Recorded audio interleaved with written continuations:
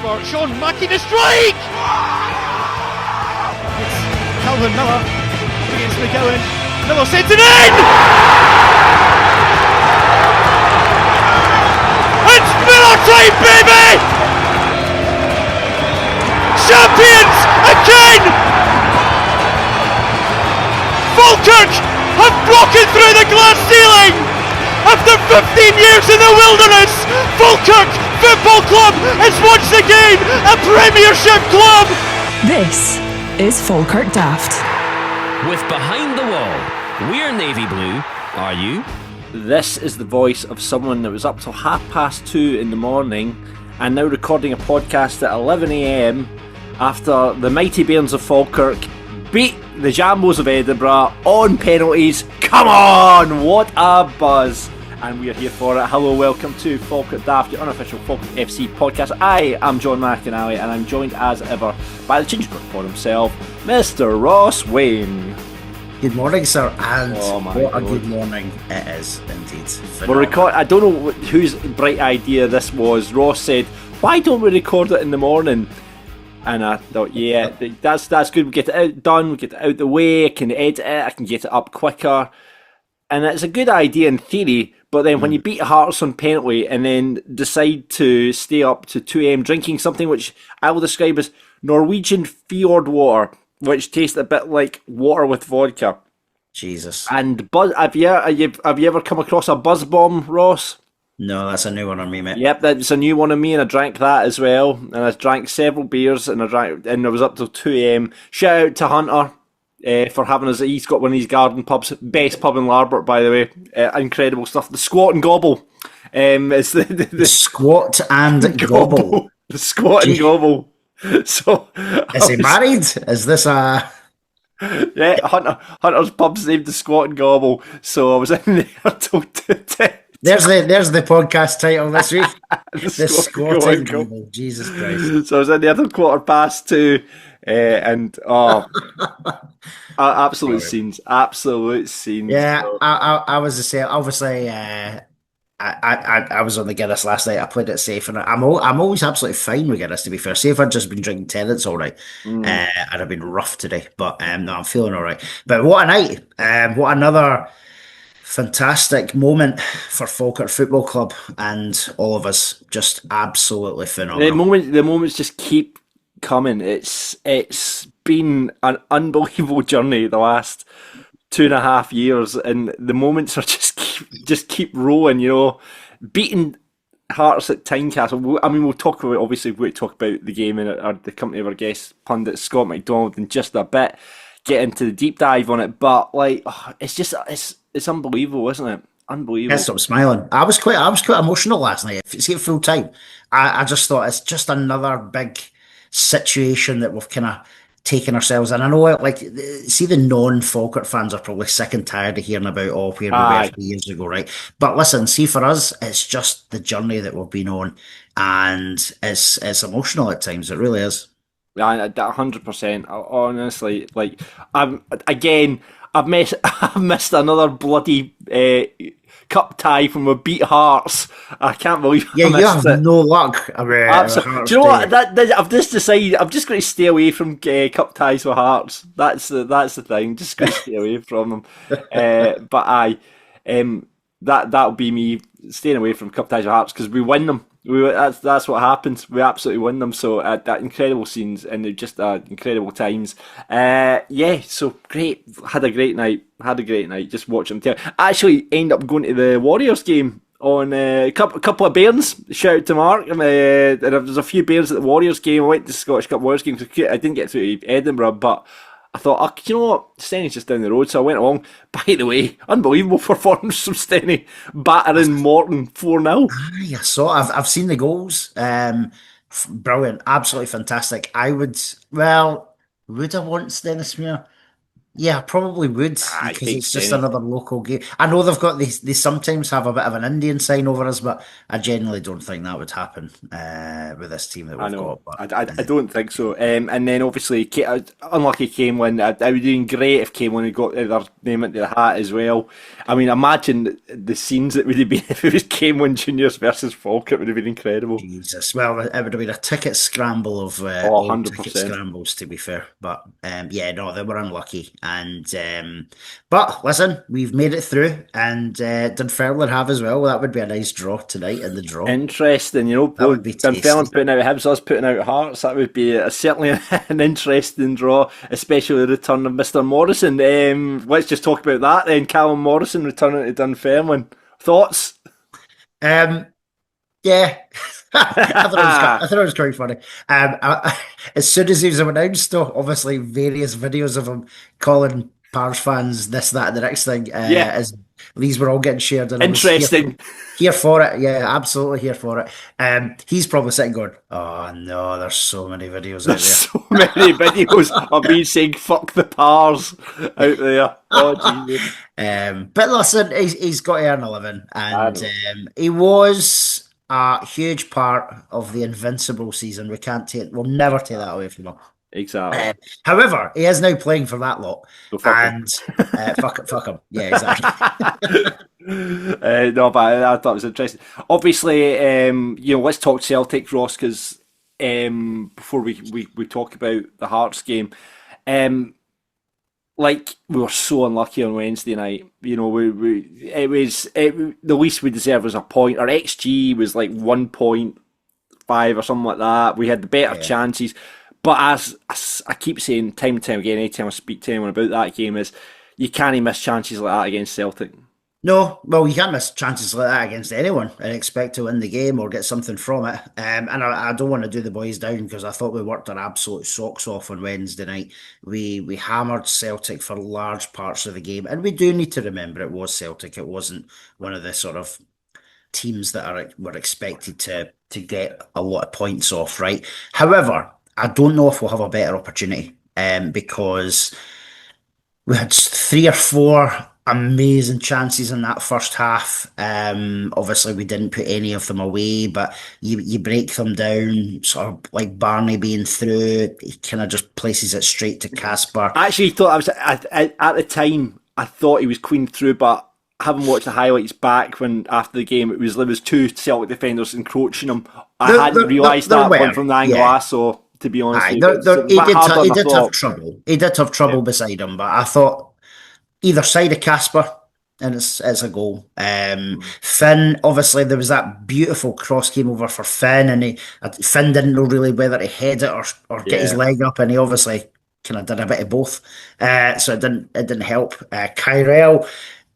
We spoke to Kyrell in the lounge after the game. He was particularly gutted. He did slip. He confirmed that he slipped just as he went to take the shot, but he had done everything right.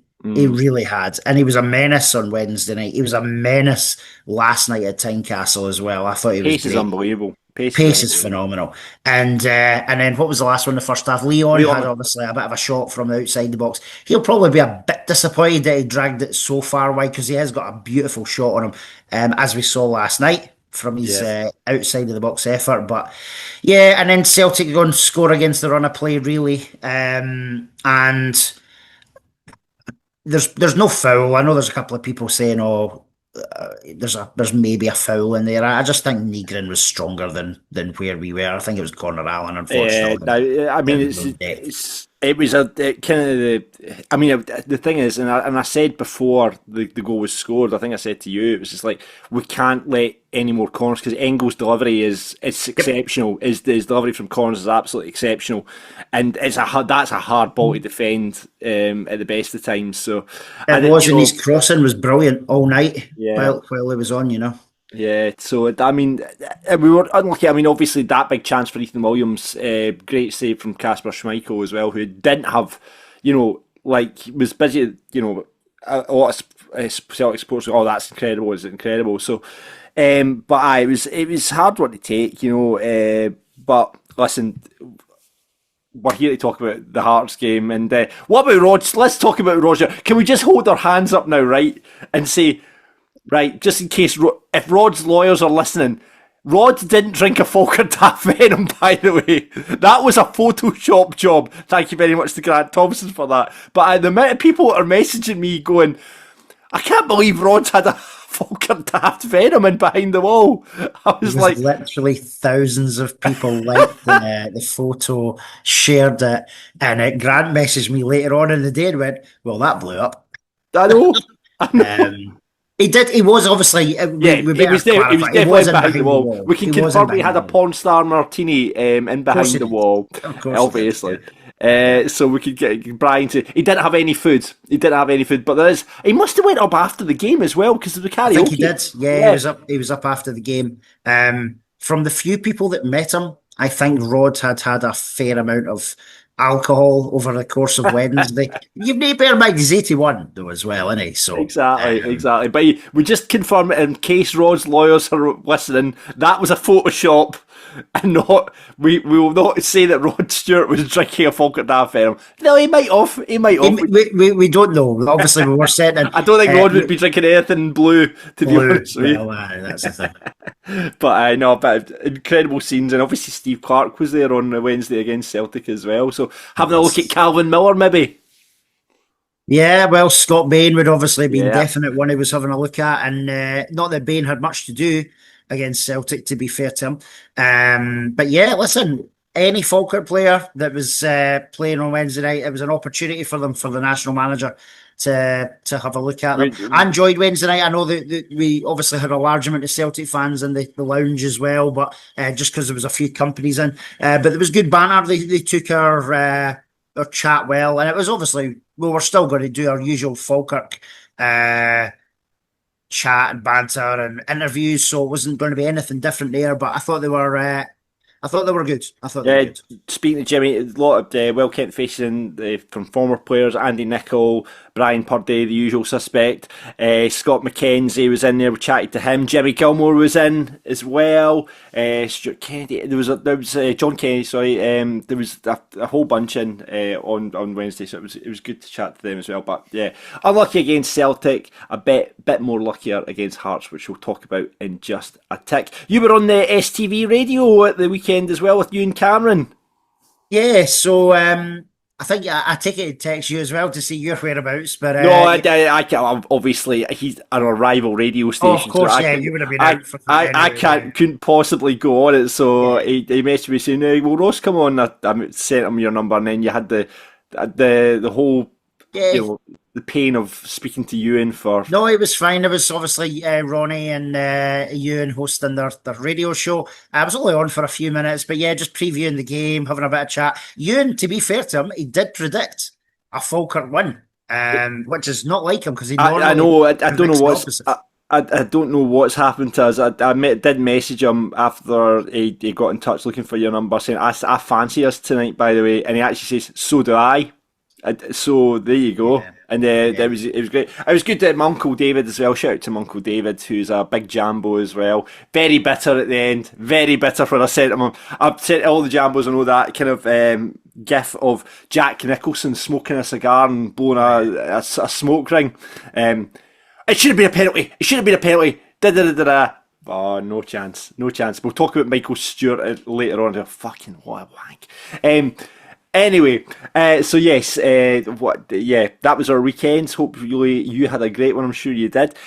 We need to say thank you very much to our episode sponsor this week, and they're back. It's RMR, pronounced Rumour, by the way. RMAR. Ryan Marshall, our friend, architect extraordinaire. He has been in Falkirk for 5 years now, and basically he's one of the only fully chartered and accredited architects in the town. So if you're looking for an extension on your house, if you're looking for, if you're in a business looking to set up, he will take care of all your needs. He's done loads of projects around the town, the house at the old Polish club, did Crunchy Carrots when they moved into the old Lecky's shop. He's done it all. And shout out to Jamie Swimming as well, because basically it costs for the services to design new stands would be preferred. I don't know what I'm talking about here. I've just started reading what's on the page here.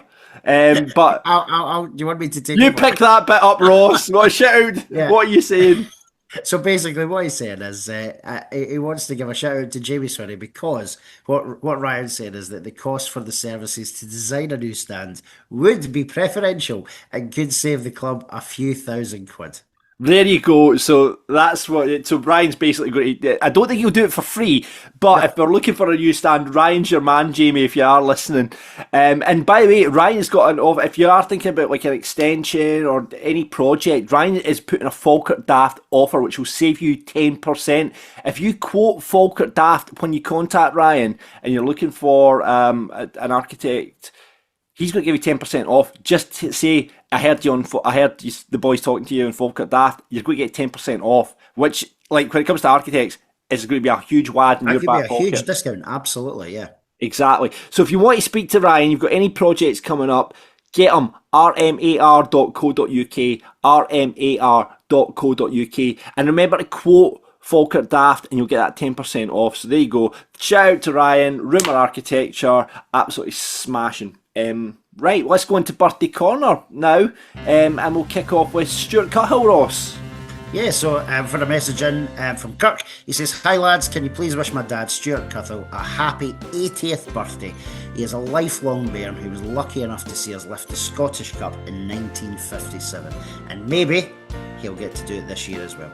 And that's happy birthday from Kirk and all the Cuthill family. The Cuthill, is that not the funeral people? Is it Cuthill funeral directors? Not sure, Have I just made that up? I've just made that up. Anyway, I'm sure there's a Cuthill funeral director. Yeah, shout out to Derek Jameson, 66. He was fanzines editor for around 3 years in the late 80s, early 90s, Derek. He was also part of the Bairns, helped loads of auctions with Falkirk memorabilia from Brockville. So that's a happy birthday to Derek from Alexander Jameson. Derek, a happy birthday to you. You obviously done so much for the club back in the day. Yeah, I met Derek and Alexander last two games in the 1876 Lounge. They were booked in for Aberdeen. They were at the Celtic game as well. Two brilliant guys, and I saw they were at they were at Tynecastle last night as well. So massive shout out, two big Bairns, and as you said, John, happy 66th birthday to Derek. Got to say, talking about Tynecastle last night, we're obviously going to get into the game, but my brother was on the camera last night at Tynecastle, so some well-kent face. Obviously, my brother is a Falkirk supporter, so when this is how I've appeared on the telly so many times, because my brother likes winding me up by, when it goes to the crowd shots, there's me eating a pie or something like that.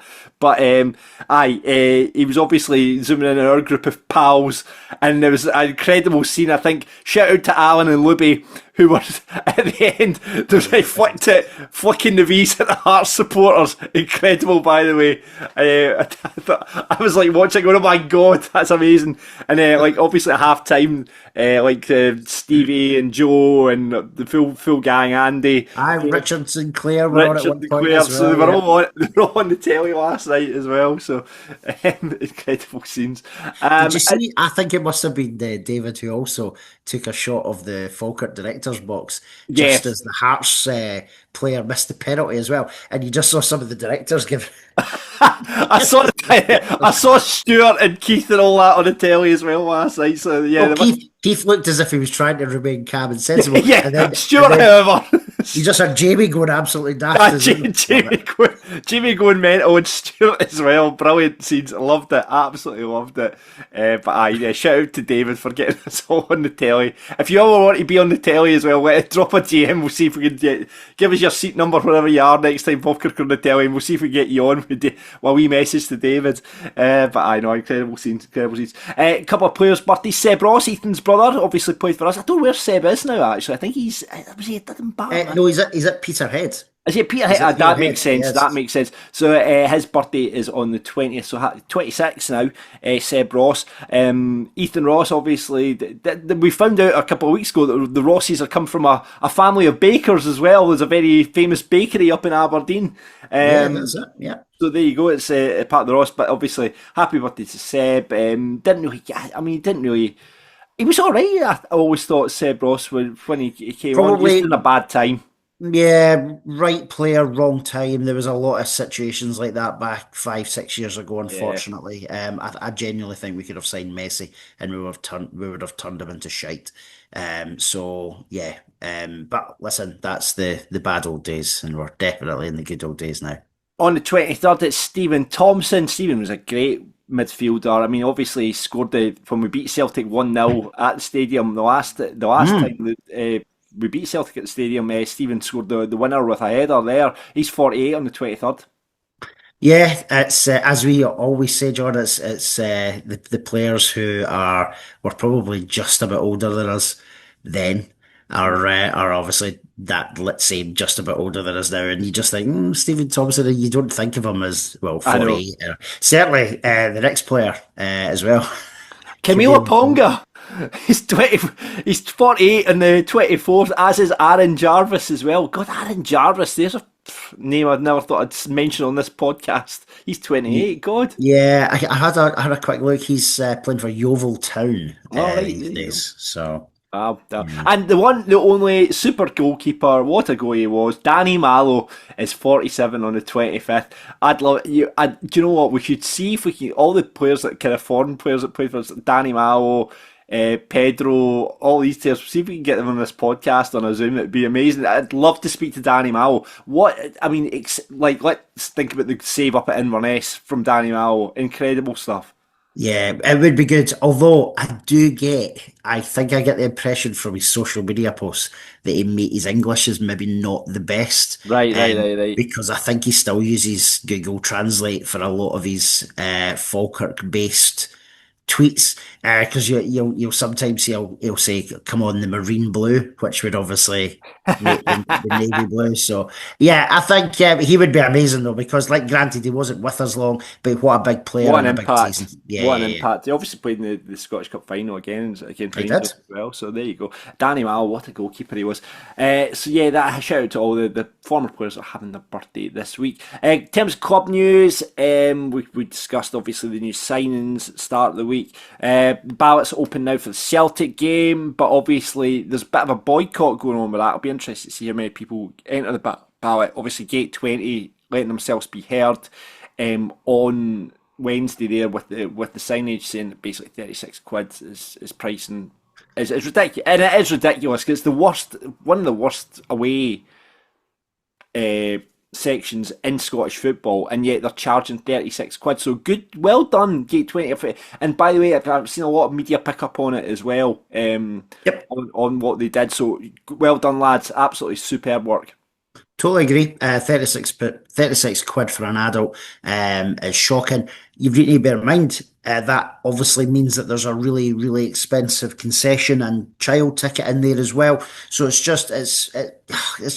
a shocking price. And I get, listen, you see the usual suspects, especially amongst the sort of Celtic and Rangers support, saying, "Well, don't go then, don't pay it, blah blah blah." Right. So for them, it is what it is. But at some point, that is too dear. And I think the protest was really well done. It has got some traction. I don't know how many will go to Celtic this time.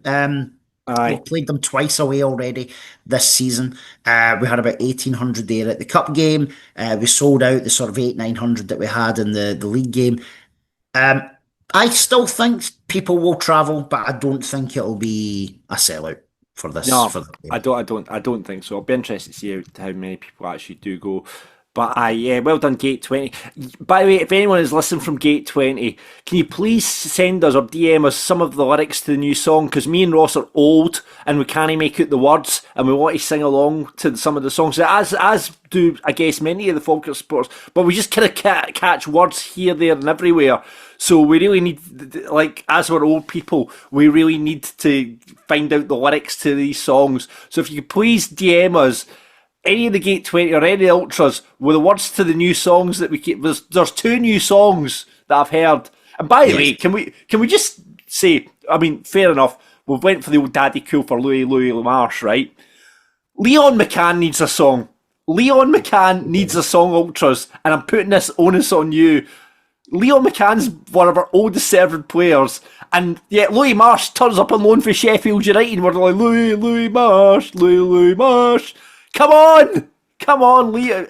Justice for Leon is what I'm thinking. Absolutely, yeah, no, I agree. Has he Brad not had Spencer any? doesn't have a song. Brad Spencer. No, he does. He does. Brad's got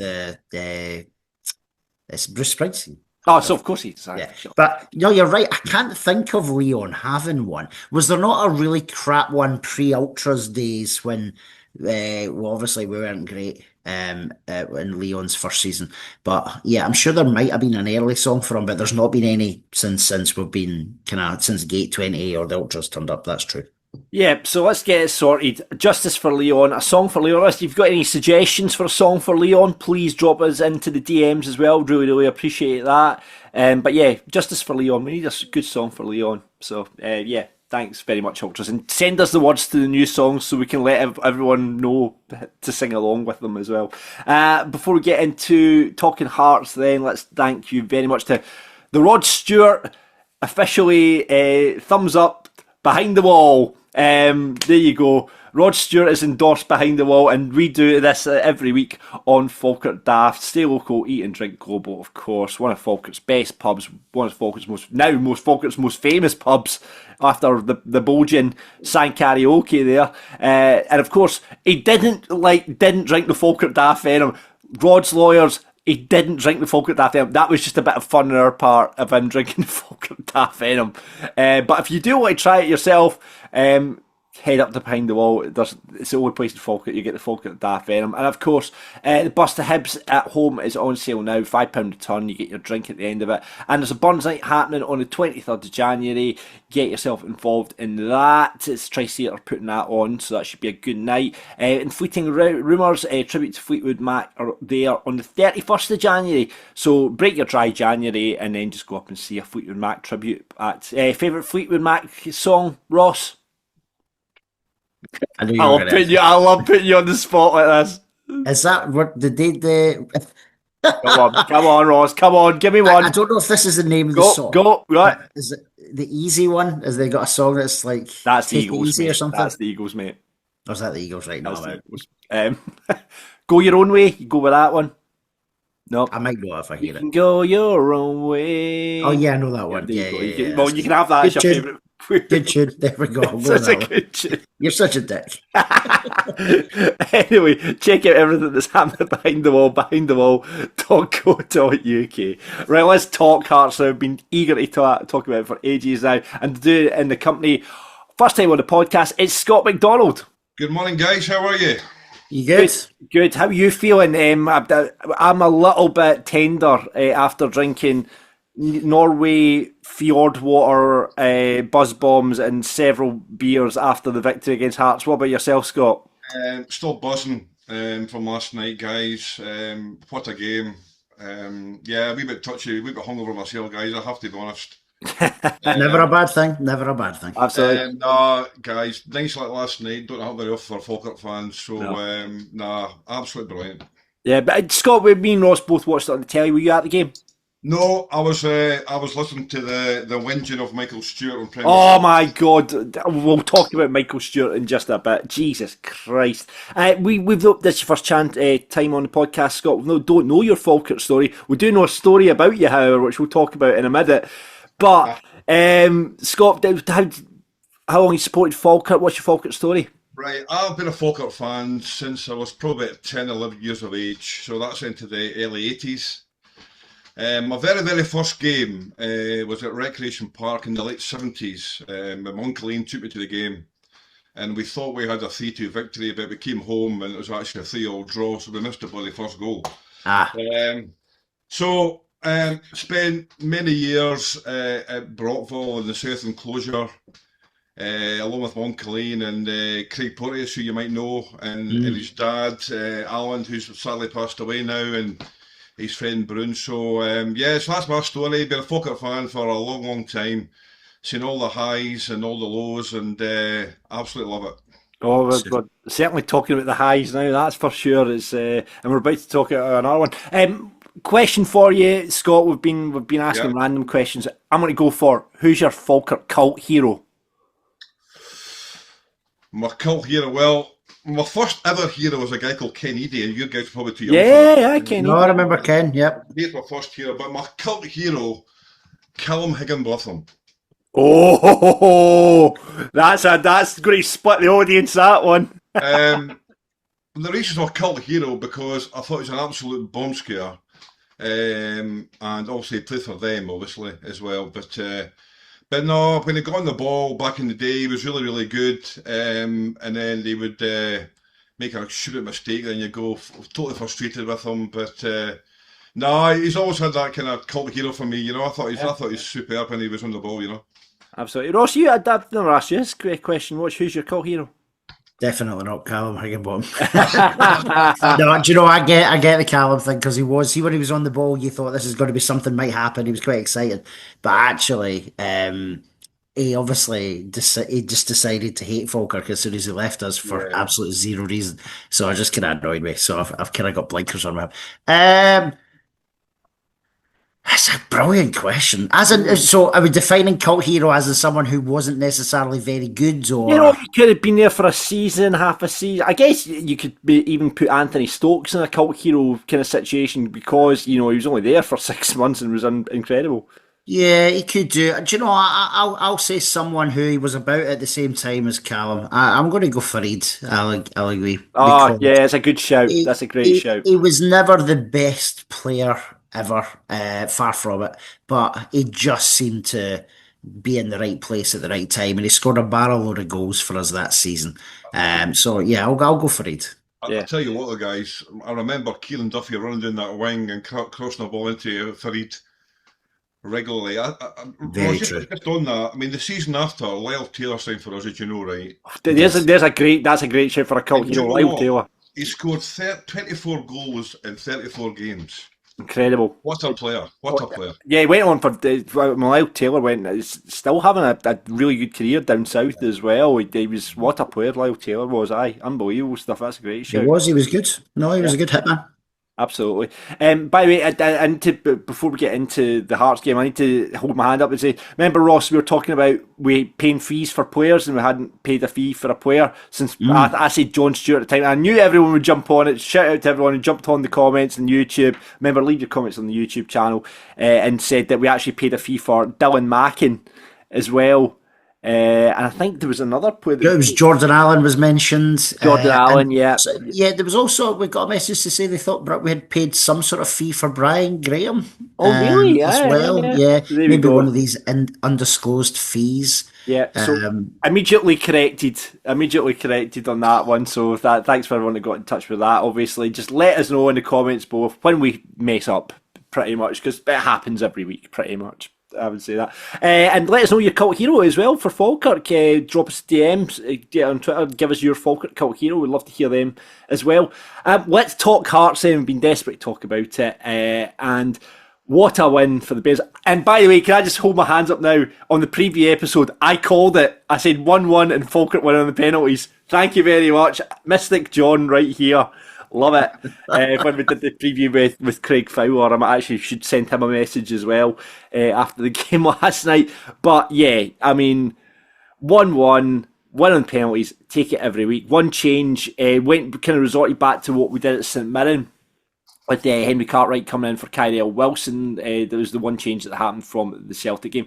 I thought it was interesting, Ross. I thought he actually might have went with pace, which obviously he did at half time. But Henry Cartwright, we know, is a very good footballer, but he kind of went to what we did at St Mirren. I just thought it was interesting. Yeah, he did. So when I saw the team, I thought, oh, that is literally like for like with St Mirren. I wonder if he's just going for the sort of, have a steady first half, which we did to a degree. I thought Hearts had a lot of the ball in the first half. Like, there wasn't a lot going on for Falkirk for a chunk of the game. The chunk of the first half. I saw he made mention on, I think it was either Premier Sports or BBC last night, that halfway through the first half, he then changed the formation ever so slightly. Not that I noticed. I don't know if anyone else noticed a formation change there. I noticed him play, like, switching some of the players about, but that was all I saw. But yeah, it wasn't until the subs came on at halftime that we looked a bit more like the Falkirk that we've come to know and love this season. Yeah, not much to write home about in that first half, Scott. I mean, we played all right though. I thought. Yeah, I thought we played really well. I thought Hearts started off really well, and then obviously I thought we got into it a wee bit, but then they came back quite strong. I mean, I was personally quite happy that Cartwright started. I really like him. I think he's a really good player. Yeah. There's something about him. He's got that kind of, as you say, he's a big arse, John. And Love that arse. I know, me too. But he's got a presence, and it was a very kind of back and forward first half. Nothing to really write home to. But I do agree though that the half-time substitutions really transformed our performance in the second half. The only real chance we had, I guess, in that first half, we had some nice passages of play. We defended really well in that first half. I mean, nothing. Scott Bairn really had very little to do, if all being said. But that I mean, there was a good bit of 1-2 between Barney and Leon, which obviously resulted in Leon, hitting a shot, and that was the only thing really in the first half to write home about. But we defended really well, especially in the last kind of part of the half as well. I thought, I mean, I don't know how many, like we were talking about it when we were watching the game last night. Liam Henderson is just, like, we were discussing who would be a player of the season so far. And it's all like, Philippe Lisa, maybe, could you say Brad Spencer? But then you keep forgetting Liam Henderson, how just, like, he strolls through games. And he's bringing Connor on that stroll as well. Just the two of them are exceptional. Absolutely first class. And Liam Henderson, you see him constantly talking through the games, marshalling that defence. And just like, we got into a debate about Liam Henderson for Scotland. I don't see why that wouldn't happen. He's I think there's like looking at Hearts centre halves, Finlay and Halkett, they're maybe ahead of him in the queue. But Liam Henderson, can he be far off? Like, when you look at Grant Hanley, for God's sake, and John Souttar, Liam Henderson is a better centre-half than either of those two. I would agree, John, and he's been so consistent as well. He's been an 7, 8 out of 10 every single game, and he had another, amazing performance last night. I actually see, you know me, I have the absolute fear with penalties, and I can barely watch. So when the I'd actually loved to have been sat beside you last night, Ross, when the penalties. Honestly, my daughter was just like, she's like, calm down, and I'm like, no, I can't. And but there was a moment where every time a Falkirk player's walking up, I've already ran the penalty in my head, going, well, this is why he's missing. Do you know what I mean? And Hendo's like, oh, he's had such a good game. I was 100% the exact same thing. I was jumping at my seat. We'll get to the penalty shit, but I was jumping at my seat going, why is Liam Henderson taking the second penalty? Why? And then you forget it's Liam Henderson. So he has an cigar out, just walks up, strikes it into the top bin, boom. A wand as a left foot. But no, going back to the first half, I thought we deserved to go in level at half time. We did defend well. We didn't create a lot, as we've just said. And I did wonder if change was going to come. And we obviously got a text from Richard who saw the three boys that did come on run out. Yeah. For the second half. John, just before we talk about the second half, though, it's interesting. Did you get a phone call from the police halfway through the game asking you to move your car for the street? Was it blocking any cars or buses? We did get to that. Scott was in the lounge a couple of weeks ago, Scott, and this is how we got talking and got you on the podcast. And there was a stadium announcement made looking for the owner of a certain car, which was blocking the entrance for the Aberdeen supporters buses getting in. And I did it in the lounge thinking, oh, there'll be someone in here. And right enough, the bulge in here runs away going, that's my car. Hood up. Not my finest there, chaps, but anyway, listen, I got to come out of it. I got on the podcast, so absolutely. But listen, guys, I'm back in the lounge this Saturday for the Hibs game, and I'm not driving this week. Oh, hands up. We're not actually in the lounge. We're in hospitality ourselves. Oh, yeah, all right. We've got the armband sponsor this week, so we're in actual hospitality, allowed to get up. We have a very good substitute lined up, though, don't we, John? Yeah. Shout out to Colin Barr. Obviously, Colin from the official Falkirk Football podcast. Colin's going to be hosting the Downs this week, so he'll do a smashing job, I'm sure. So you'll have a great time in the lounge, I'm sure, Scott. But just mind and park your car in the right place, eh? I'm not driving, John. All right, there you go. Yeah. I'm on the beer on Saturday. Good lad. We'll pop along and see you, Scott, because we owe you a drink for coming on this podcast this week.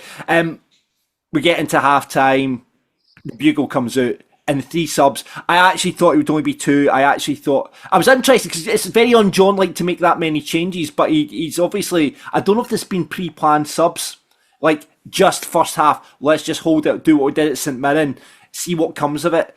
But then in the second half, if it was being pre-planned, right, okay, we'll swap out Barney, Finn and Henry, and then Ben Parkinson, Louis Marsh and Kyrell Wilson all come on. Immediately an injection of complete pace into the side, Ross.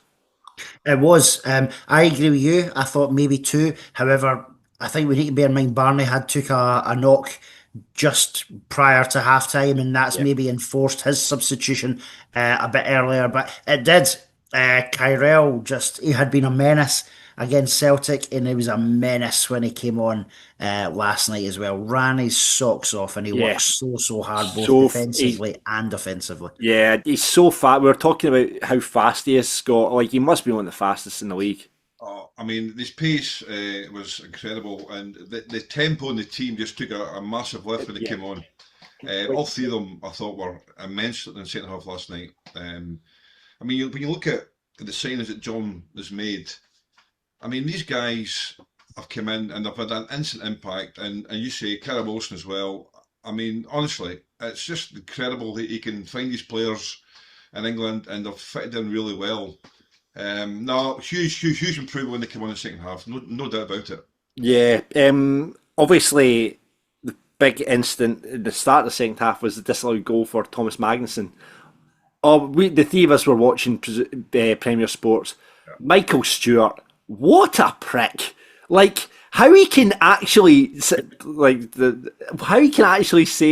that wasn't a handball and double down. He just doubled down on it as well. Like, and I just couldn't believe it. The rule is really clear. When the ball touches the hand, it's a handball. Before the goal, the goal has to be chopped off. So it had, and I get. Listen, he didn't mention this, but if he had, it would have made more sense of him having an issue. There was obviously a potential discussion about it hitting Lissa's hand. Yeah, I could understand that argument, but that wasn't his argument. His argument was that it came off Dylan Tate's back, but it quite clearly hits the upper side of his hand. I mean. I really felt sorry for Rory Hamilton last night, having that whinging so-and-so beside him all night. It was embarrassing, his bias towards Hearts on that particular occasion. Yeah. Shout out to Benny, my mate, who basically was during the match started writing an email to Premier Sports saying he would stop his subscription unless Michael Stewart was removed. This is during the game.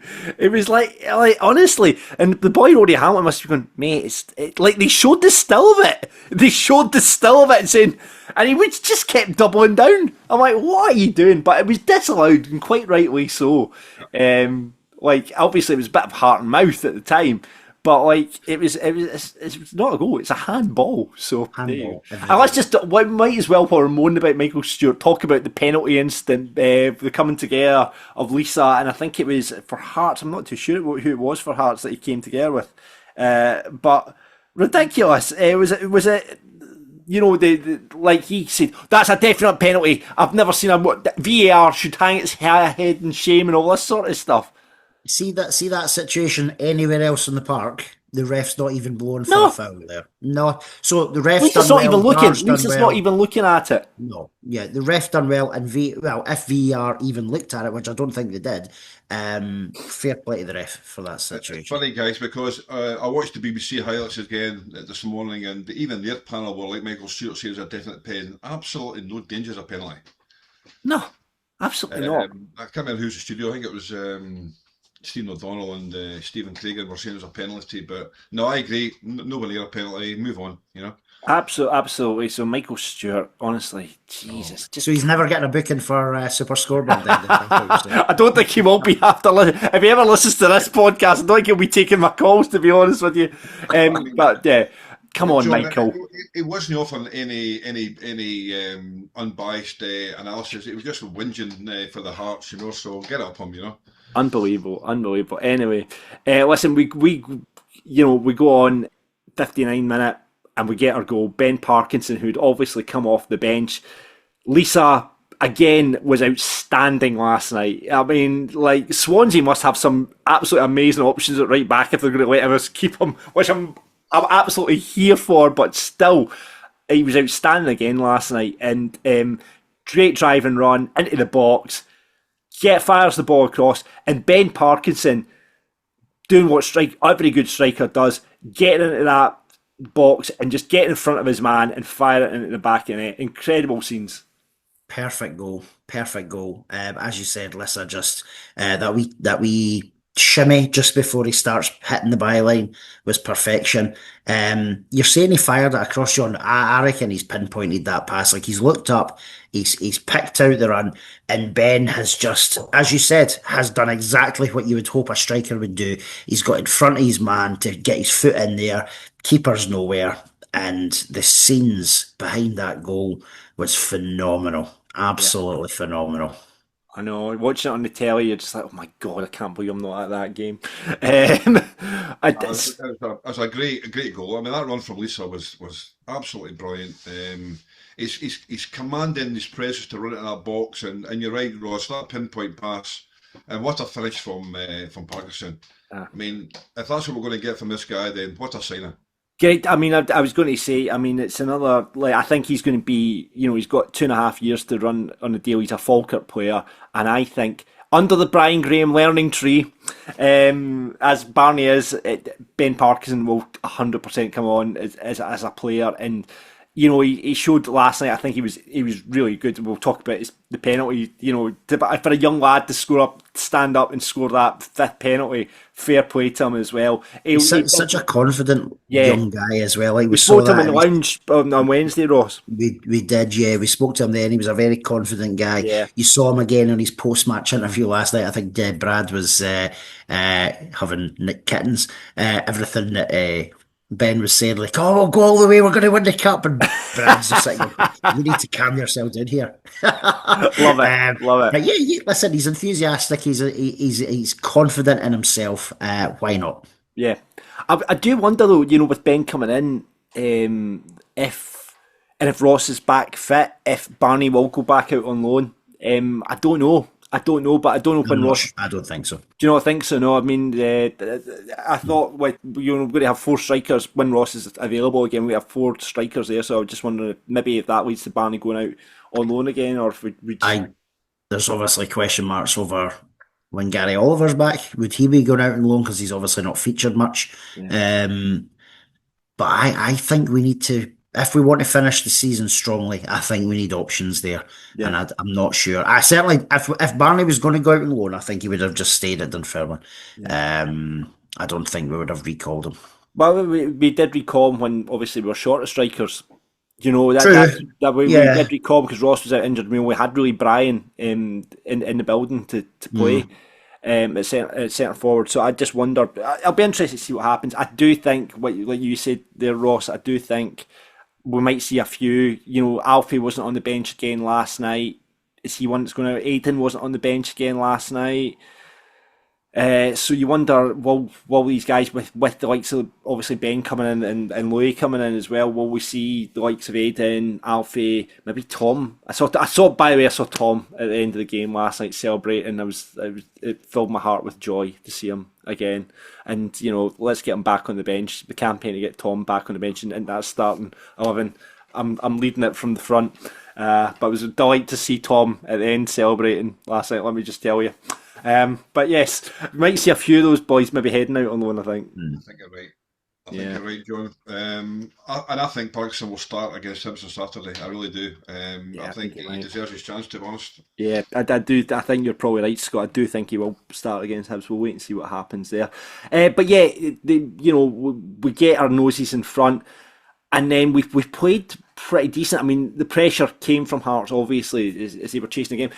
Actually, on Hearts, I thought with them being the last 2 games having played with 10 men for most of the game, I thought there would have been big changes, but that was the strongest Hearts side you could have played against, I think. Yeah, no, it was. It was a really strong Hearts team. I think when I saw their lineup, I did wonder if he might make a few changes just with the games that they've had. They've obviously got a big game against Celtic coming up as well.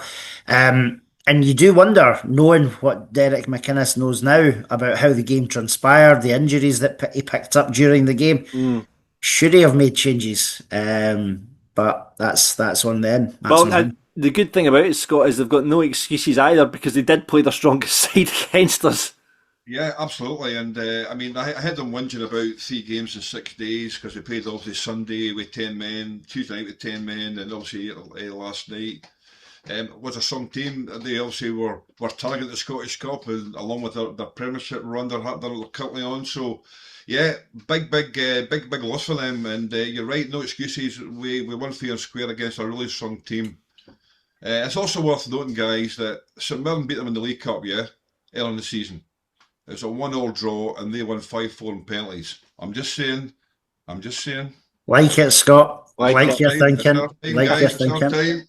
Yeah, and to add to that, Hearts lost a penalty shootout in the Scottish Cup last season to Aberdeen. There you go. And penalties. There you go. I like that. I like where you're going with this thinking, boys. Sorry, just on that. If we win the Scottish Cup, do we get in the Europe? Yes, you do. Yeah, you do. So we've got 2 chances for the Wayne playing then, yeah? Indeed. Love it, Scott. Love it. Brilliant. You got your passport looked at, I'm sure, Scott. It was, Hearts obviously, after the goal, piled on the pressure, but I think we just dealt with it really well. As we've talked about, Liam Henderson, outstanding, Marshall in that defence. The all 4 of them, McCann, Lisa, Connor Allen, again, I keep talking about this, how good this young lad is. Like, he's just exceptional footballing talent.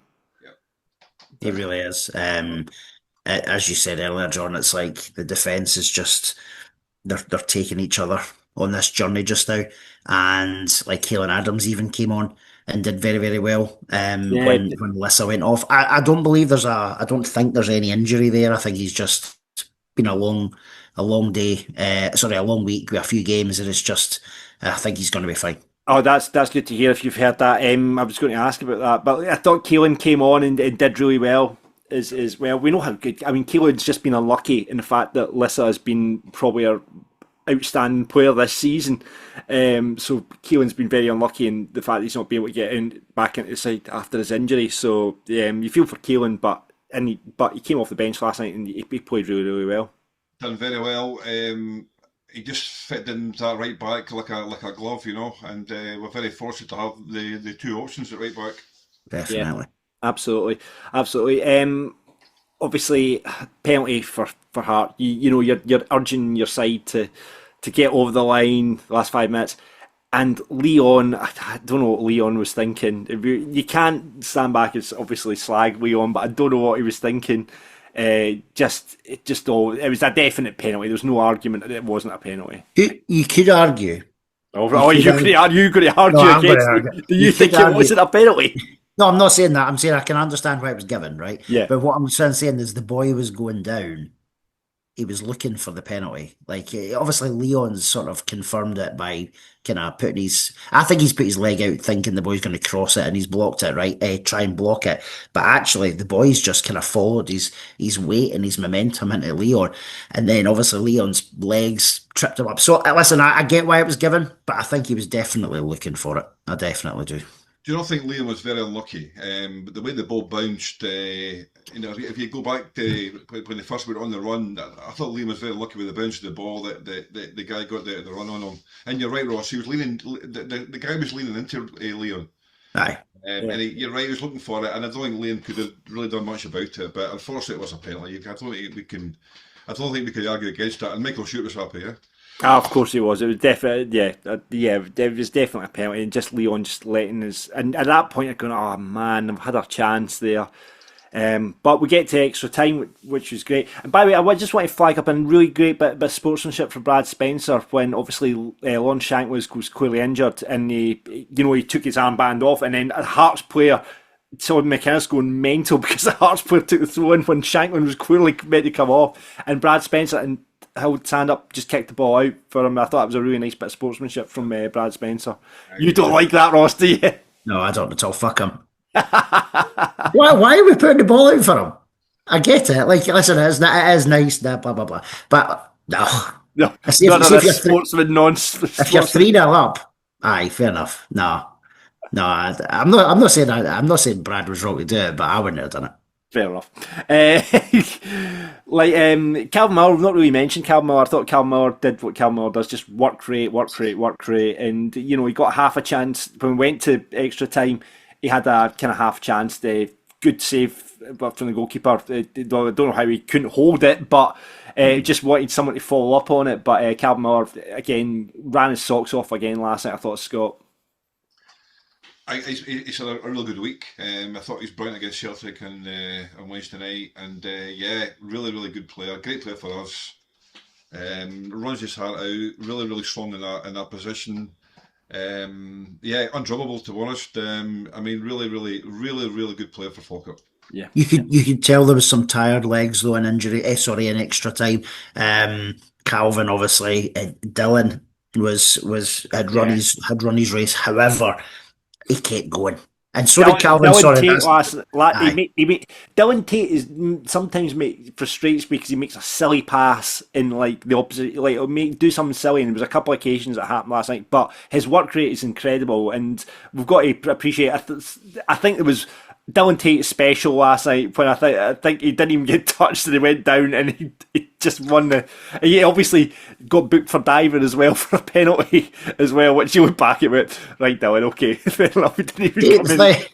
There was contact, right, but I don't think it was enough contact for him to. But I thought him and Brad ran the midfield last night. I know I've spoken to Dylan before. I think he listens to bits of the podcast, whether he listens to all of it. I'm going to say something now, right? Dylan Tate, please sign the extension that's on the table because we want you to be a Falkirk player for the next, as long as we can. I love get him. It signed. Absolutely love him. We need a shite, and Dylan Tate is that. You'd hate if Dylan Tate was playing the opposition as a supporter. You'd be right on him all the time. But we've been so long, we've been so nicey, right? Dylan just brings work rate, works his arse off.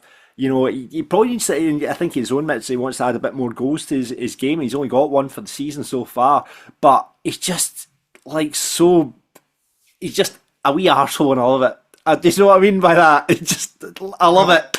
I just love it. If you remember back in League One when he played against us for Hamilton, you know, he was annoying to play against, though. But no, a great player for Falkirk. Love him. Really, and Dylan Tate is a champion. Oh yeah. Love it. Absolutely love it. So, great. Again, hats off to. I mean, you look at. I fed up of coming on this podcast and talking about how good the Falkirk players are because everyone to a man worked their socks off last night. Really did. Hearts in extra time, you know, they had the free kick which just kind of went wide.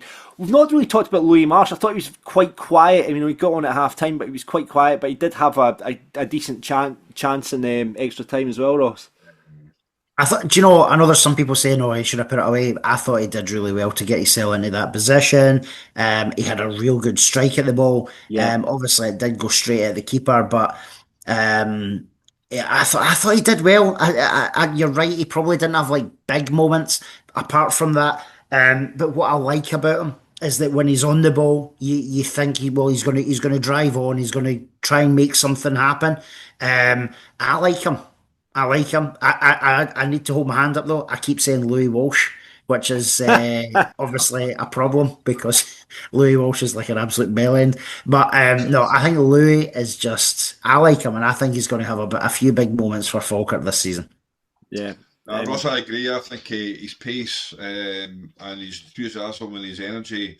I think he's got a good time in Falkirk. Hopefully he chips in with a few goals as well, you know. I think so. Big lad. Yeah. Yes. I'm not too sure about the curtains of his hair, but apparently that's back in. You know, Brad Spencer's getting curtains now as well. There's a boy at my work, Callum. He's got curtains. Scott, I reckon me and you should go back for the curtains. Let's do it. I'll be going to Turkey first, Ross. Yeah, listen, curtains. That means with that character on 4 Minutes of a Funeral. I can't remember his name, but The actor. The actor. the kind of yeah. What's his I mean, God's sake. Hugh Grant. Hugh Grant. Hugh Grant, Yeah. Hugh Grant, aye. God's sake, I don't think there was any, way that I thought very smart substitute when Brian Graham came on for Kyrie Wilson in the 119th minute. I thought, we know where this is going. That was one of the most tactical substitutions. However, it also led fast forward to the penalties. This was another one. I'm sitting going to my daughter going, "Oh, we've brought him on to score a penalty, and he's going to miss it." Ross, me and you are so alike. I said the exact same things. I said, "That's it. We're done. Brian's going to miss the penalty. He's been brought on for the penalty. He's going to miss it." But of course he didn't. Of course he didn't. Penalty shootouts. We don't get many as Falkirk supporters. A penalty shootout. It is very exciting. And I had Scott Bairn back. I thought Scott Bairn, he obviously saved that one against Livingston earlier on in the season, and he's decent. He's got a decent record at penalties. So at that point, I was like, right, we just need these boys to score. And score they did. That in terms of penalty takers, was that the kind of? I didn't think half Hindle down for a penalty. No, probably not. Obviously, Brian Graham, yes. Spencer, Parkinson, Dylan Tate. I thought would take one as well. I thought Dylan Tate would take one actually. I thought everyone probably bar Hendel, but then why not Hendel? He's got such a good strike on him. So you get it when you think about it. But no, when I'm thinking about who's going to take one, I probably wouldn't have had Hendel in there. Yeah, I'll tell you what, he struck it beautifully as well, didn't he? He did. All of them were struck really, really well. I know. Really good penalties for Falkirk. Like obviously Cabangu missed for Hearts as well, and it was an absolute ridiculous miss as well. Scott Bain didn't even have anything to do. I wonder if they had worked on penalties during the week. Possibly. Yeah. They said I think Paul Smith said in an interview that they practiced on the Friday for penalties, so it must have been in their thoughts, guys. I bet you what wasn't practiced though was Scott Bain finding the Hearts goalkeeper's penalty note taker. Did you see it? The note that he found on the grass. So he had saw the Hearts boy went up to obviously go in between the sticks. Scott's then moved his towel, and then the bit of paper is there with who strikes what. So I think this was after the second penalty. So he then scrolls it up, chucks it into the away end, and then obviously a Bairns fans sent us the picture this morning. Late last night with the graphic. Brilliant. I saw. By the way, I saw the picture. It's incredible that we've actually got. The actual dive left, dive right, dive left. Incredible stuff. Wow. On looking at the note, how did he know where Ben Parkinson was? I mean, is Ben Parkinson taking many penalties for Newcastle? I don't know. There must be footage out there of him playing for Newcastle and under 21s and stuff. Yeah, maybe. I love that. It's just like written in a pen as well, or something. Just like a note in a notebook is done. Absolutely amazing. Absolutely amazing stuff. So great stuff. Well done, whoever picked up that note. It's brilliant, absolutely brilliant. But yeah, massive win in penalties. The boys were all incredible. All penalties were absolutely incredible. And nothing to worry about when Liam Henderson stood up there. I jumped up. Why is Hendo taking that second penalty? Why? Brad was a shouldn't to take one, but I was amazed at Hendo. But again. No worries at all for the big man. And like I say, that is some guts from Ben Parkinson to stand up, having scored in the game, and just coming into the club, young lad, and he steps up and takes the fifth and final penalty to put us in the hat for the next round. Unbelievable. And just boots it right down the middle and bursting it. Such a cocky guy, and I love it. I'm here for it. I think he's going to be so confident in his game time with us going forward. When you look at a striker and they've just got a bit of something about them, like he's the exact opposite of Trey. Do you know what I mean? But he is though, isn't he? Like Trey just looked uninterested, didn't have any swagger. So just I'm here for Ben. Really am. Well, we're all here for Ben. Completely agree. Absolutely. Well, listen, like I say, in the hat for the next round, and let's hear what Paul Smith had to say after the game. Paul, that was some experience out there tonight. How do you begin to sum it up? Probably lost for words at this moment in time. Absolutely fantastic. We were probably put through the ringer a wee bit the first 45 minutes. We didn't start the game very well. Hearts had a lot of possession, put us under a lot of pressure, which we knew we'd have to handle. But we're disappointed in our own. We weren't keeping the ball, we weren't causing enough problems to Hearts, and we were second best the first half. We made obviously 3 changes at half time, and I thought it changed the game a wee bit. We went back to a 4-3-3 or 4-2-3-1, and started to cause Hearts a few problems getting down the sides of them. Scored a fantastic goal. Great to see Parky get his first goal for us, and just disappointed to maybe give the penalty away, but fought really hard for the full 90 minutes and extra time, and going to penalties was just, as I say, very difficult put into words, but absolutely delighted for the players. They put so much into the game, and I think over the course we probably just deserved to be in the hat for the draw. Probably a lot of people writing us off tonight, but like you said, you can't fault the work rate, the effort and the heart from the players, and it's kind of a wee sign of how far we've come. As I said, I'm lost for words for what these players keep producing, from going back to League One and then the Championship, and then how well we're doing in the Premier League, and to come to Tynecastle. I think that's Hearts' first defeat this season at Tynecastle. I'm not too sure about that, but I'm sure it is. Playing a team that have spent a hell of a lot of money, huge budget, and to come here in their own backyard and to win the cup tie, it's just unbelievable. Really good performances all round, but the 2 new players, Ben Parkinson and Louis Marsh, how much did they impress you tonight? Yeah, really difficult coming on to, your first game, and you're coming on at Tynecastle, a full 15,000-16,000 Hearts supporters there. Real intensity in the game that these guys aren't used to playing in. They're used to playing under 21 football, so I thought they handled that really, really well. And I've not seen the goal back, but I believe Ben's movement for the goal is absolutely fantastic, and he's finished it well there. And I felt Louis Marsh might have just won the game for us in extra time, just 2 minutes before the end. He's had a good strike with the goal. He's made a good save from there, so delighted for the 2 of them. They're absolutely buzzing. Something that doesn't happen often to us, a penalty shootout. Every penalty perfect. Is that something that the team's been working on in the lead up to this fixture? We took penalties yesterday. We worked on penalties yesterday, and obviously we took Carell off and brought Brian on because we know Brian's very good at penalty kicks. We knew with his experience he'd be able to handle the situation, so obviously it worked in our favour with that one, because Brian obviously finished with the 5. There was a lot of good penalties tonight, and as I say, 5 perfect penalties from us. How important is a win like this in terms of momentum going back into the league now in a week today? I think you even go back to the 1-0 defeat against Celtic. We certainly deserve to take something out of the game against Celtic. We've come into Hearts' backyard today. We've come away into the next draw, as I say, and everything just keeps going. And as I say, I'm lost for words to what I can say about these players, the group of players. It wasn't just the 11 players and the subs that came on. It's the full squad. Everybody knows how good our changing room is, and that's what pulls you through.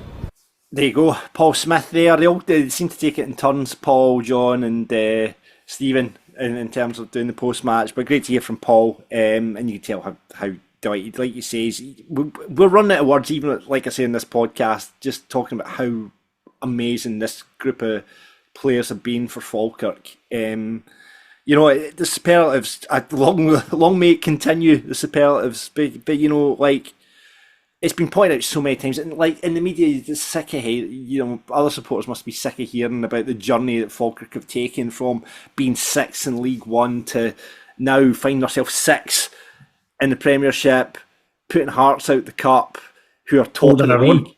And as Paul said, it's the first time they've been beaten. You can't take that away. It's the first time they've been beaten at Tynecastle this season. Incredible, absolutely incredible. Just the group of players, you're so proud to be a Falkirk supporter, and there can't be any other group of supporters that have been served so well over the last 3 years than us. From being invincible to winning the Championship, to being 6th in the league, to putting Hearts out the Scottish Cup in their own patch. It's honestly, I'm overwhelmed. You're going to start greeting in a minute. I think honestly, I do feel like sometimes I feel like a good greet, because it's just incredible. Joe, I'm just thinking there when you're saying that you're right. I mean, we've all been Falkirk fans for a very, very long time, and I've never known such a connection between the board, the fans, the players. It's because we've all been in this journey, Scott. It's because we've all been in the journey together. You know, and we've stood fantastic. by the. And guys, didn't underestimate the part you guys are playing this as well, by the way, this podcast. I'm telling you, you're all part of the journey, and it's really fantastic. Proud as punch to be a Falkirk fan right now. Really am. Brilliant. Loving it. Absolutely. Yeah. Incredible. I don't think us talking shite about Falkirk on a weekly basis has helped the team, but I'll take it, Scott. No, John, I'm seeing the connection between the fans and the team. You guys have been a big part in that, so stop being so modest, John. No, well, I appreciate that, Scott. Thank you so much for that. Let's hear what you guys had to say after the match. Let's kick off with James. Says, "What a time to be a Bairn." Just said that the last 2 years really have been amazing, haven't they? Yes, they have, James. Yes, they have. They have indeed. Our pal Elsa. Shout to Elsa, star of BBC. I was listening to Radio Scotland, and then the bold Elsa popped up. I was like, because sometimes they do that thing on a Saturday. Sometimes to hear Craig. Craig on the Sounds. Yep. And then I was listening to the post match. I think it was after the St Mirren game, and then the bold Elsa popped up on the BBC. Amazing. So star of the BBC, Elsa Fantini, you meant to say. Star of the BBC, Elsa. Yep. So she says, "I'll never forget how it felt when Parkinson battered that penalty into the net, and the whole stand went mental. What a team this is. Even after they got that late equaliser, I still thought we'd win. The magic of the cup was there tonight." Yeah, absolutely. Croft says, "From halftime onwards, we were simply sensational. What a club." Hendo says, "What a phenomenal team. An outstanding performance from the best Falkirk team of my lifetime, in brackets, since 93. Fingers crossed for a favourable draw. But anyway, let's just build the McGlynn statue. My personal rated player today was Tate, Dafty, Michael Stewart, Blotto, me." I love it. Absolutely love it. Paul says, 90 minutes was a game of two halves. The change at halftime electrified us, and we were far better in that second half. Ben Parkinson, what a hero. He'll be some player for us.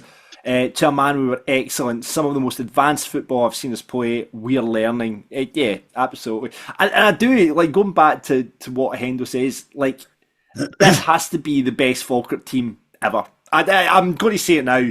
This team is the best Falkirk team ever. I mean, you can go back to, there'll be people older than us. You know, you go back to the 57 side or what have you, the 1913 side.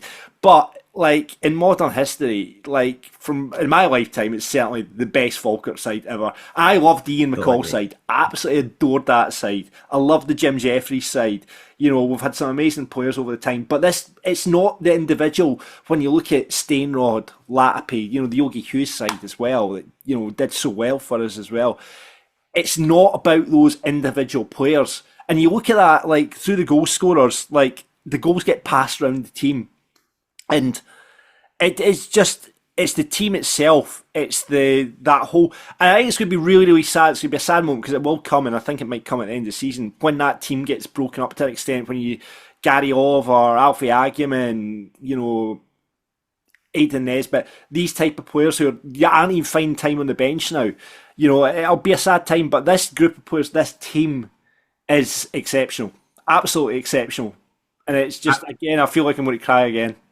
I completely agree, John. For me, it's the best we've seen so far, and I think it's important that we do say so far because we're not done. I like that. I think there's moments, some big moments that will come in the next couple of years for Falkirk. I do. Sorry, Ross. I agree with that 100%. It's the best team I've seen in my lifetime. It's no question. I've lived longer than you guys, I'm afraid. So yeah, no, I totally agree. It's a great time to be a Falkirk fan right there. 100%, mate. 100%. Craig Hogarth says, no failures again, but standouts for me were Tate, Hendo and Wilson when he came on. Nobody will want us in the next round. What a team. Yeah. Stevie says, moment of the night. Hearts keeper leaving his notes in his towel, and Scott Bairn picks him up and gives him to a Falkirk fan. That's incredible. It's just incredible. Scott Bairn, I love Scott Bairn. That's the kind of shithousery I'm here for. I love it. He was raging when he came back and they were gone. I completely missed this on the telly, but I haven't seen the picture now on our social media. Check it out on X at Falkirk Daft. It's incredible the fact that Scott has just found the notes, went over and handed to Falkirk. Can you imagine? That is incredible. Can you imagine when the keeper comes back over, like lifts the towel and he's going? It's incredible stuff. Indeed. Casky Boy says, what a team. We just keep getting better, better and better. In the last 4 days, we've gone toe-to-toe with two of Scotland's best teams, and we should have won them both. Get the fourth stand and name it the Sir John McGlynn stand. Here. Jamie says, class. John got his changes spot on. What a credit Kerry Wilson. He was an absolute mess. He absolutely was. And he loved it. He did indeed. And finally, Boney Unk says, Ben Parkinson looks like a young Geordie fox in the box we have been crying out for. And then he finishes off with, all the lads and lassies smile upon their faces, ganning round the Gorgie Road, cheering John McGlynn's aces. Oh, love it. I'm here for it. Being a Newcastle supporter as well. I'm absolutely here for that, Chad. Absolutely brilliant. Love it. Right, Falkirk Daft rated. Who are we giving it to? Let's start off with you, Scott. It was between two for me, Conor Allen or Liam Henderson, and Big Hendo, absolute colossus at the back. Brilliant season so far. Immense last night. That's who I'm going for. Ross? I think I'm kind of going, there's about 4 in my head, but do you know what? Just for the impact he's made, I'm going to go Ben Parkinson. Oh, I was going to go for Dylan Tate. I was going to go for Dylan Tate. I thought he was one of my 4. Hendo, Lissa, Wilson. Tate, You could even put Wilson. Wilson made such an impact in that game. He terrorised Hearts with his pace, but and Lisa as well. I mean, Lisa could quite happily, but do you know what? I think I said at the start. I think I'm going to, it's cast and vote. I think I'll go Hendo. I think we'll go Hendo. I think I do think, again, like you say, Scott, we talked about, he just goes so unnoticed and he just marshals that defence. So you look at the amount of clean sheets we've had this season, and Hendo. Yep. Yeah, let's give it to Hendo. Let's give it. Unless you want to put a bigger fight for Ben. No. Listen, I think there's 4, 5, 6 players who we could talk about as a standout, and but Hendo led the defence well again and scored a beautiful penalty. Yeah, great, absolutely brilliant. All right, well, shout out to Hendo then. Falkirk Dafty of the week. I think there's only one man. I think we've got it from Hendo in the comments. Got to be Michael Stewart, surely. Has to be. 100%. Michael Stewart is this week's Falkirk Dafty. There you go, Michael. Congratulations on your award. Right, okay. Scott, I don't know, you've been in the 1876 lounge. You've listened to the podcast. It's time to play Falkirk Daft Versus. You know how this game works. 5 questions on Falkirk. You're going up against me this week. Ross has got the questions. I do indeed. So, John, have you got your whiteboard? I've got my board. Where is my pen? I don't think you're getting to worry about this week, John. Got my pen, got my board. I'm ready to go. You're ready to go. Fantastic. Scott, are you feeling confident? No. I'll do my best, guys. I'll do my best. Fantastic. Well, listen, I'll ask you for a verbal answer, Scott, but not until John's written something down, and then we'll get his answer. Okay, right, guys. So question number 1 then. Who was the last player to have signed from Newcastle prior to Ben Parkinson? So who was the last player to have signed from Newcastle prior to Ben Parkinson? Written some down. Okay. Scott, we'll come to you. Carl Finnegan. You're thinking it was Carl Finnegan. It's a good guess, guys, but it's not right. Carl Finnegan was before Tim Krul. Tim Krul was the last player signed from Newcastle. Right. I can see where you were going with that, though. Where you were going with that. Okay, so still now. Question number 2, and it's a who am I? I started my career as a youth with Aberdeen before being loaned to Elgin City. I made a permanent transfer to Alloa, playing over 100 games before going on to play over 200 times in the Premier League, with 3 separate clubs, including Falkirk? Who am I? So I started my career as a youth with Aberdeen before being loaned to Elgin City. I made a permanent transfer to Alloa, playing over 100 games before going on to play over 200 times in the Premiership with 3 separate clubs, including Falkirk. Who am I? I've written down an answer. No idea.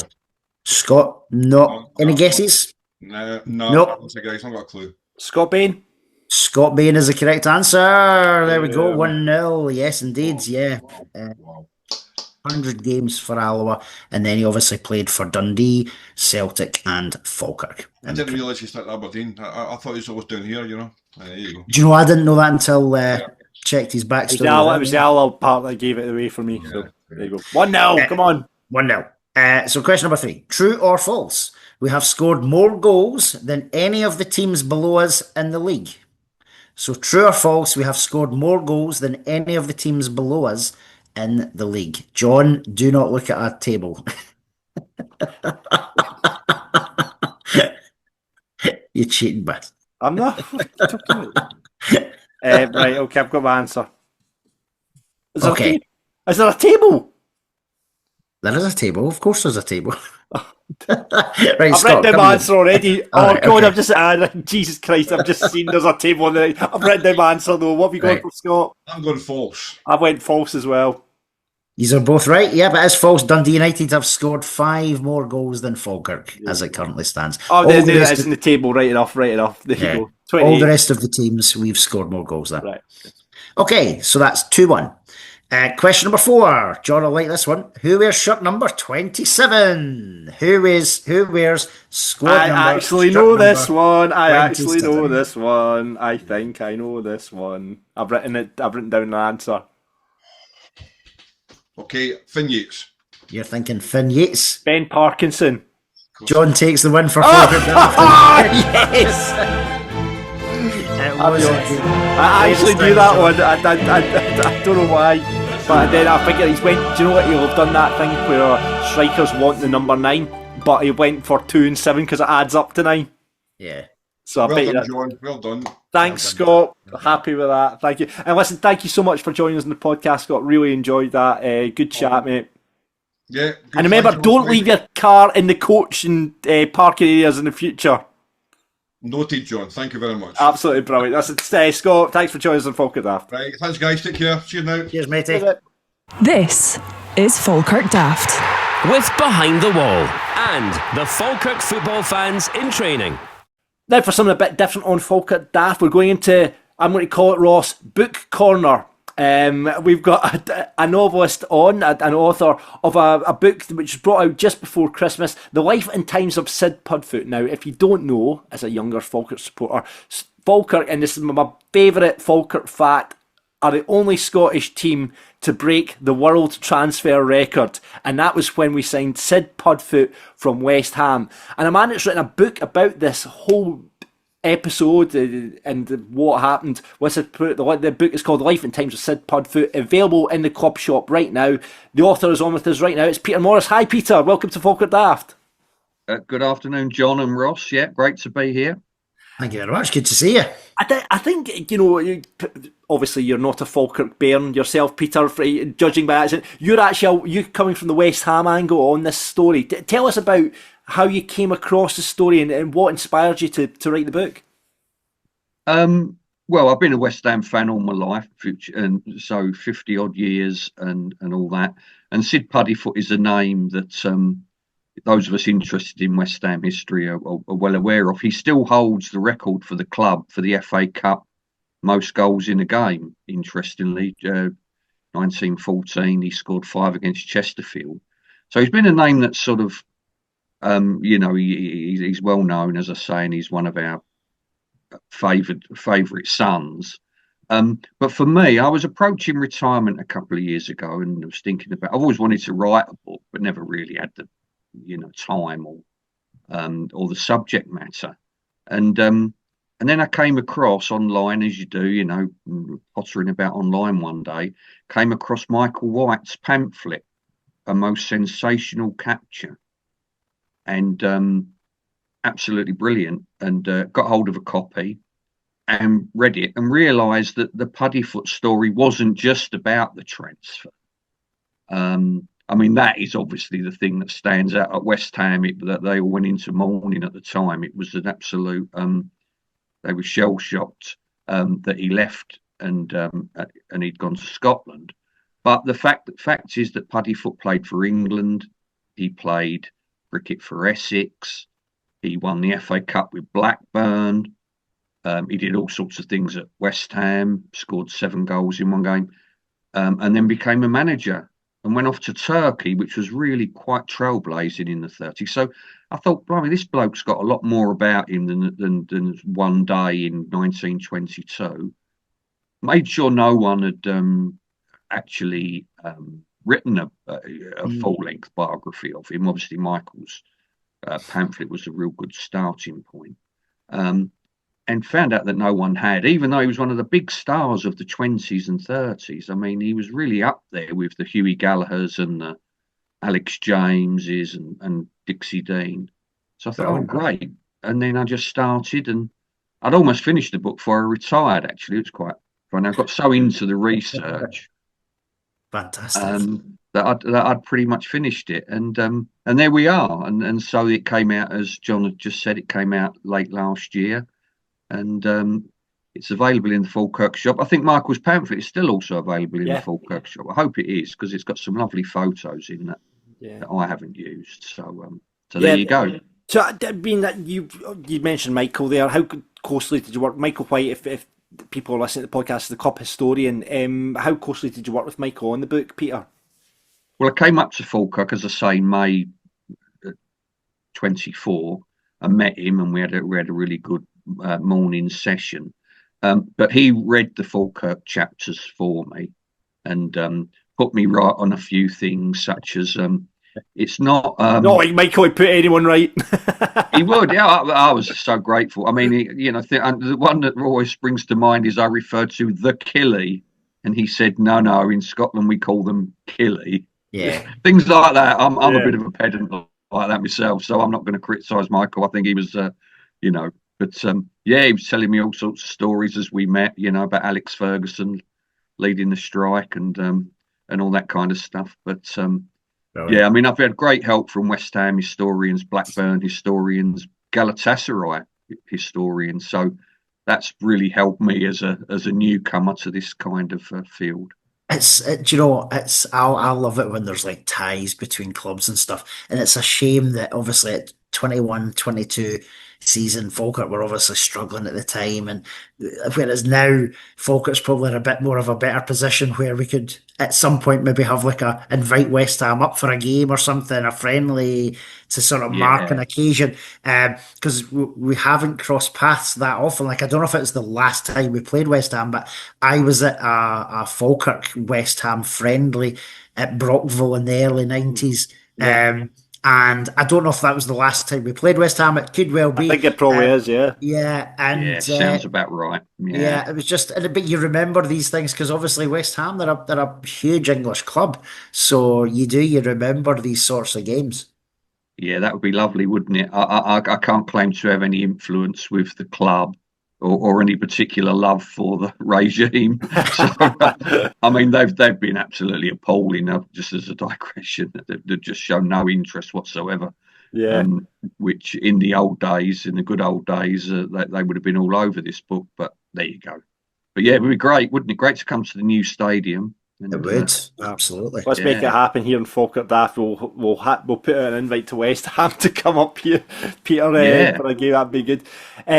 The story, going back to the story of Sid, I mean, it's incredible. I've seen pictures of the scenes, and I'm sure that you've got pictures in the books of when he arrived in Falkirk, being paraded round the town. There's also a story, and I don't know if you can confirm this, Peter, about the Falkirk directors going down to London with a case full of money, and they actually got them cheaper than they thought. They came back with more money than they had a case. It was of like, I don't know how much it was, but they actually ended up coming back, because I think it was round am I right in saying that there was support? It was like crowdfunding round the town that day to get this guy up. On the on the crowdfunding, there was an attempt to crowdfund. There was a supporter who asked all of the Bairn supporters to cough up a quid each to help the club pay for Sid. But I don't think that got off the ground. I think quite right. I mean, to me, you know, the privately owned companies asking people for money to boost their profits always seems a bit dubious. But anyway, so that didn't really get off the ground. But they did come down with £6,000 and were prepared to pay £5,000, and the £1,000 was for Sid. And that is something that really came out in the research, that the age-old question is, why did an East End boy from Stratford travel up, go to Falkirk? It wasn't even one of the, I mean, the old firm were already sort of dominant, or pretty dominant, weren't they? Not as dominant as perhaps they have been, but why did he do it? And I think the main reason was that £1,000, because the regime in England had changed. I won't bore you with the details. It's in the book, but you couldn't earn that sort of money if he'd have gone to Tottenham or Blackburn or whatever. There was a real limit on how much he could have made out the transfer. So the 6,000 was in the bag, and they I don't think not quite sure if they handed it over in cash or not. Probably. It's all a bit mysterious. It's wonderful stuff, isn't it? Yeah, you can imagine him on the train coming down. It was Willie Nicol and one of the directors came down to London. What a journey on the way back. It would have been with the money and the player. Yeah. That's right. It's amazing times. But imagine being on, even nowadays, with £5,000 on a train. I mean, it's just as a really. I mean, you're looking at Syde Puddefoot. Is it Puddefoot? Is that how? Puddy, yeah. Puddefoot. So yeah. I mean, looking at his story, it's incredible. When you talk about, he was a cricket international. He was an England international as well, which I didn't realise. 2 caps for England. Ross, here's a question for you. Name any other player that played for Falkirk that had a cap for England. I can only think of one. As in all of time? Yeah. Oh, yeah. Well, the Tony Parks. No, Tony Parks didn't. Tony Parks didn't have a cap for England. Simon Stainrod? Nope, didn't have a cap for England. Oh, Chris Waddle. Yeah, there you go. Chris Waddle played for Falkirk. Chris Waddle played 4 games for Falkirk, Peter, on loan from Sheffield Wednesday back in the day. Right, wonderful. Incredible. Incredible story in the Falkirk history. Chris Waddle pulled on a Falkirk top in the first division. It was incredible. Yeah, he was a great player. Tony Parks, actually, that's another West Ham. He had a season with us, I think. Yeah, and he fell out with Billy Bonds. He wanted too much money, so he went to Falkirk, of course. Yeah. So there you go. There you go. But listen, it's a sensational story, and it's like I say, it's my favourite Falkirk fact ever is that we broke the world transfer record at one point, and no Scottish team will ever break it. No, it's You wouldn't think so. No. No. To answer your question, though, John, of course, there was Jockey Simpson.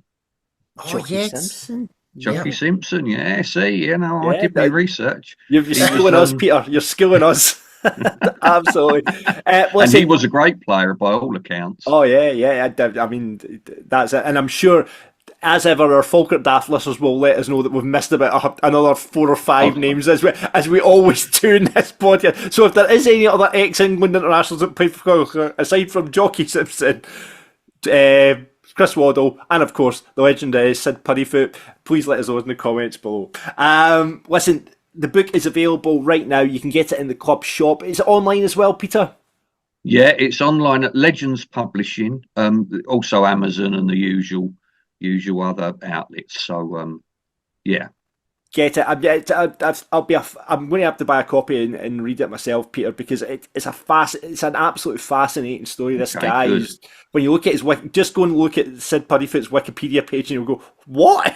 It's an incredible story, and you can get it and read it now. Thank you, Peter, for joining us on the podcast. And guys. Any other books planned, Peter? Or is it one and done? Don't know really. We'll see. I've not got anything in my head at the moment, but I did enjoy the process of researching. I'm very sad like that, going through microfiche of old newspapers. Oh, amazing, amazing. It's good fun, but we'll see. Well, please get yourself, please, if you can, try and get up for a Falkirk game at some point, Peter. I would love to welcome you at the stadium and have you up here because we're having such a great season, and West Ham, unfortunately, aren't having the greatest of seasons, so you can jump on the Falkirk bandwagon this season. Yeah, perhaps that's what I should do. Yeah, that's a good idea. Superb. Peter Morris, the author of The Life and Times of Syde Puddefoot. Thank you for joining us on Falkirk Daft. Thank you, guys. Have a good day. This is Falkirk Daft. With Behind the Wall. Stay local, eat and drink global. Really enjoyed that chat, Ross, with Peter there. It was going. I think it is the best fact. The two facts I love telling people: a Falkirk player played at the World Cup 3 times and never played a game for Falkirk. That's obviously Denzel Theobald. And in that fact about the world transfer record, it's my two favourite Falkirk facts. It is the best, and it blows everyone's mind when you talk about it as well. And as we've just said to Peter, it will never be broken. That fact is always ours. Absolutely love it. Well, what a week it's been. Unlucky against Celtic, and then through into the next round of the Scottish Cup. Who do you want, Ross? Would you take them from across the water? Yeah, I think I would. Yes, the return of Mr. Morrison to the Falkirk. What a story that would be. Aye, I would like it. Or through there. I don't care. Oh, I don't care. In fact, I think I'd prefer it if it was through there. To be Kenny? Listen, I'm happy with anyone. Genuinely. I mean, look at the names that went through as well. It's Spartans, Mr. Carbis. He would love that. He would absolutely love that. Graham Carver's former commercial. He's obviously general manager at Spartans now. So a wee trip to Spartans would be good, wouldn't it? That'd be a good wee. Obviously, Ross. I'm just looking at Thistle through. Thistle would be shit. I don't want Thistle. I don't want anyone in our league if I could avoid it. Yeah, So you've got some looking down. You've got obviously Elgin away. What a wee trip that would be, Ross. Elgin away would be good. Get that booked in with the missus. Elgin away would be really happy with that. Airdrie would be shite. Dundee United don't want. Kelty away would be all right. Kelty away. Well. Kelty away would be good. I remember Kelty away so fondly the last time we played. Well, actually, the point is you don't remember Kelty away. Dundee away. Dundee would be horrible. See, the thing is, it would just be like Falkirk to get Dundee away because, we get Hearts all the time, we get Dundee all the time. St Mirren, not great day out either. Motherwell, it's just these teams that you play all the time. So I agree with you. Spartans, Denny or Elgin, or that lot, or that lot. We need to bear in mind that I'm not convinced. Aberdeen might get through. I think Wraith might put Aberdeen out today. Ooh. I wouldn't mind Wraith. I think Celtic will probably beat. Well, they will beat Auchinleck. It'll take something phenomenal if they don't. I think if it was at Auchinleck, there's always that leveler of the pitch, of the crowd, of everything, but that's not the case at Rugby Park. So I fully expect Celtic to score a few goals today. That those 3 or 4 would be lovely. Yeah, we'll wait and see what happens. Before we go, let's say thank you very much to the Falkirk Football Fans in Training. They sponsor this podcast every single week. And if you want to get involved with the guys, 8:30 to 9:30 at the Falkirk Stadium every week. You've got your Elite Academy and Legends sections, as well as the Over 50 section, which we'll be joining soon enough, Ross. If you want to help your mental health, get fit in the new year, get new year, new you for 2026, head down to the stadium every Wednesday, 8:30 to 9:30. And the Kelpies Cup will be coming soon. We're waiting for details from Ian and the lads on that, but it should be a cracker. So you can meet a bunch of great guys and have a bit of fun playing the football every week at the Falkirk Stadium. Get in touch, the links are below. Ian, Willie or Dougie are your men that you want to speak to and get sorted out with that. And also thank you very much to Rumour Architecture for sponsoring this week's episode. Really appreciate it, Ryan. And remember that 10% discount is available if you get in touch via the website rmar.co.uk and quote Falkirk Daft. So if you need an architect, Ryan is your man. Thank you very much for listening, watching. We're on Apple, Spotify, wherever you get your podcast. Follow us on our socials. Type in Falkirk Daft to Instagram, Facebook, or Twitter, /X, whatever you're calling it these days. And get on the Discord. Get on the Discord chat. There's lots happening on Discord chat. Let's just see what they're discussing. It's like I now pop into the Discord chat now and again just to make sure people are at. But they're all loving. There's you've been struck by Big Ben is the current chat on the. Oh, nice! That's a good one. On the Discord channel, so get on that. It's just like Pie and Bovril, 1F, whatever you want to do. It's like a forum, and just get a wee app, and you can get involved in that. A lot of great chat in there. So yeah, Discord channel. The links are below, as well as the links for the merch if you want to get that. There we go. We'll be on again on Thursday to preview the Hibs game. Both myself and Ross are in hospitality, lurching it up on Saturday. Ross is going to be having a full. You've got a full squad coming up for it as well, Ross, haven't you? Yeah, I've got a few guys from down south who I work with. We've got it sounds like a start of a joke, but we've got a Leeds fan, a Grimsby fan, and a Borough fan, nice. All coming up for the weekend. And they're going to join me and you and your guests in the Brockville Lounge. As we said earlier on, massive shout out to Colin Barr, who's going to cover us in the 1876 Lounge. And he'll do a smashing job, we know that. Absolutely. And I forgot to say in birthday corner, happy birthday to Finlay, my wee boy. He's turning 16 on Friday, so I should have put that in birthday corner, but he listens to the podcast now. He's a signed up Bairn, so happy birthday, Finlay. He's going to be 16 and he's coming to hospitality on Saturday as well, so his first I mean, obviously you can give him all the advice about hospitality, Ross, obviously being a season ticket holder in the hospitality lounge, but yeah, you can give him all the advice, but he'll be in the lounge with me on Saturday, so looking forward to that. But listen, thank you very much for watching, listening. Oh, what a time it is to be a Bairn, what a time it is to be a Bairn, and long may it continue. We're back to preview Hibs on Thursday, but until then, expect unexpectedly, on the Bairns. We're Falkirk Daft, talking about the dark blues and having a bit of a laugh. We're Falkirk Daft, you can listen in the pub or you can listen in the bath. We're Falkirk Daft, for everyone who's caring about being a Falkirk Bairn. We're Falkirk Daft, we are Falkirk Daft.